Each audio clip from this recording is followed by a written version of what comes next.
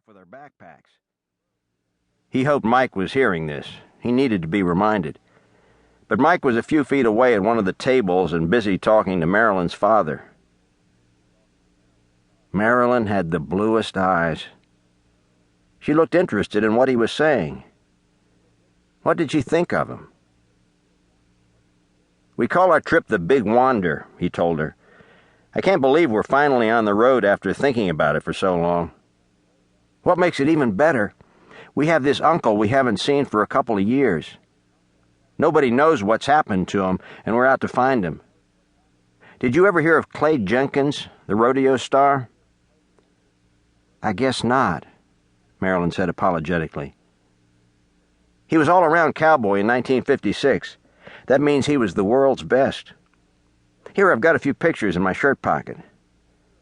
He showed her his favorite first, Uncle Clay under a black cowboy hat with that trademark smile all over his face, standing by a fancy pickup that had his name and a bucking Brahma bull painted on the side. Then he showed her the one with Uncle Clay and all his sequins and bangles standing in front of bright lights that spelled out, "Madison Square Garden." "That's the biggest belt buckle I ever saw." "That's for all-around cowboy," Clay said proudly.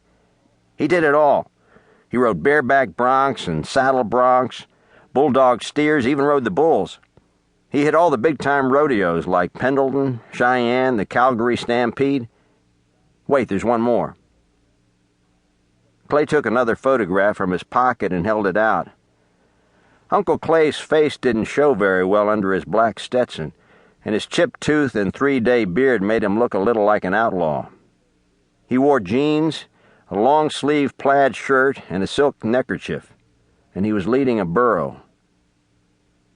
"He doesn't look the same." "Well, it's our most recent from 2 years ago. He's older. It was taken after he left the rodeo. The last we knew, he was trying to make a living as a uranium miner." "The Lonesome Trail." She read from the border at the bottom of the picture. "Where is he now?" "That's just it," Clay said. "We don't really know. And that's what's going to make it interesting.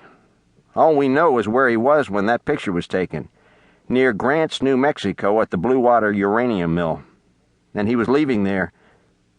He could be anywhere from Tucumcari to Mexican Hat.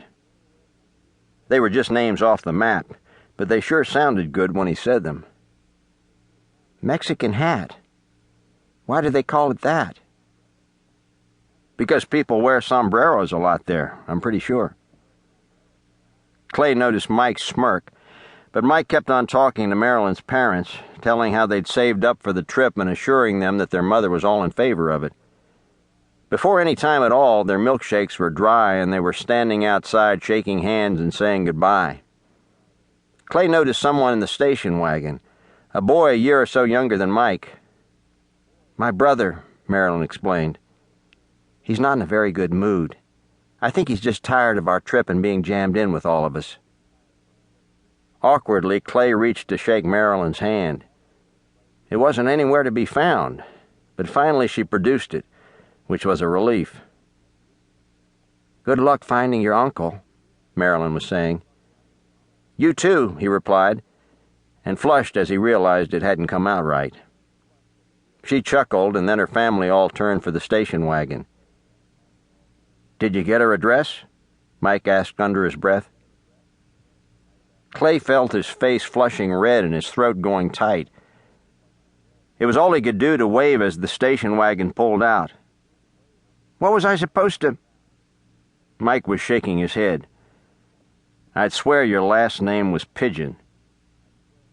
"It's not like I'll ever see her again." "You never know, Clay. You never know. You could have written her at least." "I could have," Clay thought. "Why didn't I think of that?" "You were too wound up to think," his brother said. "I saw you. You've never kissed a girl, have you?" "Of course I have." "Yeah, right. That's why your face is bright red. You're the worst liar I ever saw." "All good things in all good time, Clay Pigeon."